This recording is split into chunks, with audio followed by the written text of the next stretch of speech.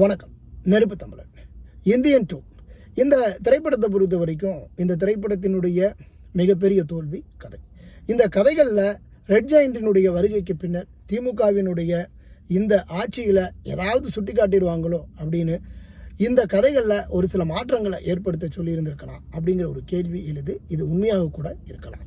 Red ஜெயண்டினுடைய வருகைக்கு பின்னர் தான் இந்த திரைப்படத்தில் பல்வேறு விதமான கதைகள் மாற்றம், கதைகளில் தொய்வு இதெல்லாம் ஏற்பட்டதுனால தான் இந்த திரைப்படம் எல்லாரினுடைய சாபத்துக்கும் ஆளாயிருக்கு அப்படிங்கிறதை சொல்ல முடியும். இப்போ இதற்கு முன்னதாக சங்கர் அப்படின்னு சொல்லும்போது அவருடைய கதை காட்சிகள், அவரினுடைய வடிவமைப்பு இது எல்லாமே ரொம்ப சிறப்பாகத்தான் இருக்கும். ஆனால் இந்த படத்தை பொறுத்த வரைக்கும் எல்லா காட்சிகளிலையுமே சொதப்பியிருக்கிறாங்க அப்படிங்கிறது தான் உண்மை. அது மட்டுமல்ல, எடிட்டிங்கை கமல்ஹாசனுடைய தலையீடு இல்லாமல் படம் வெளிவராது.